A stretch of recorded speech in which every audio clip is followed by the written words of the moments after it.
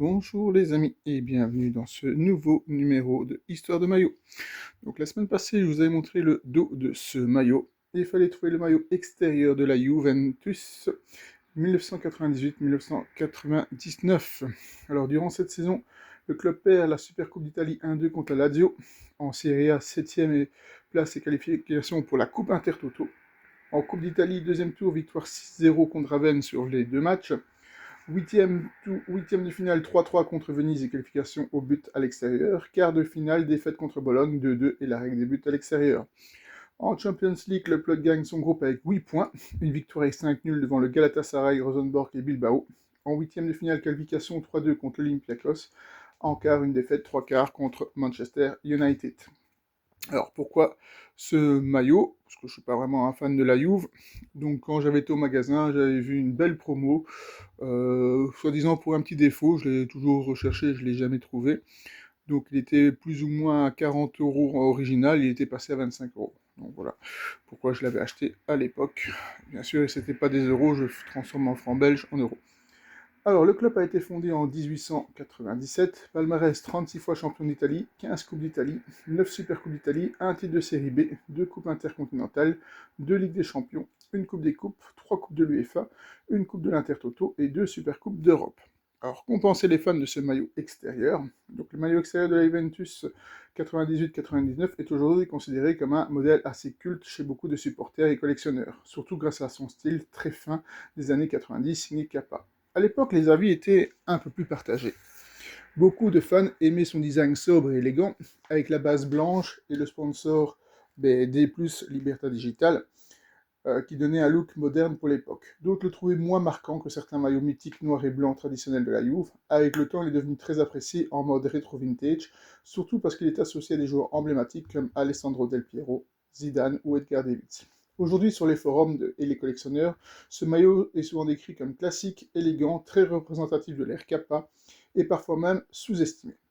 La nostalgie joue aussi beaucoup, même si la saison 98-99 de la Juve a été compliquée sportivement, le maillot est resté iconique grâce au stars de l'effectif et aussi le football italien de cette époque. Alors on va s'intéresser maintenant à 10 matchs mythiques de la Juve. Juventus, Ajax 1-0, finale de la Ligue des Champions 96, à Rome, Ravanelli, victoire au tir au but. Le match qui offre à la Juve sa deuxième Ligue des Champions, Peruzzi devient un héros au penalty. Real Madrid, Juventus 1-3, demi-finale de la Champions League 2003. Del Piero, Trezeguet, Nedved. Une immense performance contre les Galactiques de Madrid. La Juve file en finale après un football total. Juventus-Manchester United 2-3, demi-finale 99. La Juve mène 2-0 après 11 minutes, puis s'écroule. Roy Keane et Manchester United renversent le match avant leur fameux triplé historique et cette finale à Barcelone, dont je pense tout le monde s'en souvient encore. Juventus-Barcelone 3-0, quart de finale 2017. Doublé de Dybala, l'un des plus grands matchs récents de la Juve. Dybala détruit le Barça de Messi à Turin. Juventus-Fiorentina, Coupe de l'UEFA 90, finale retour.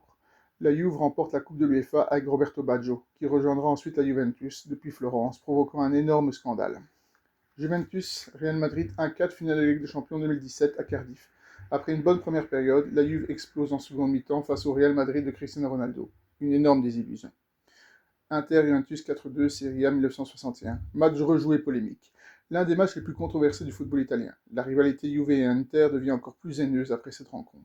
Juventus-Borussia Dortmund, finale de la C1 97. Une finale perdue malgré une grande équipe avec Zidane, Del Piero et Deschamps. La but talonnade de Del Piero reste mythique. Juventus-Atlético Madrid 3-2, Ligue des Champions 2019. Triplé de Ronaldo. Après avoir perdu 2-0 à l'aller, Ronaldo réalise une remontada incroyable à Turin.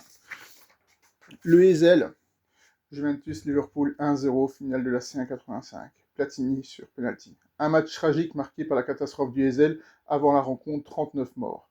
Malgré la victoire, ce match reste surtout un drame historique du football, et pour la Juve et pour Liverpool. Alors on va s'intéresser à 10 anecdotes sur la Juve, l'un des clubs les plus emblématiques du football italien.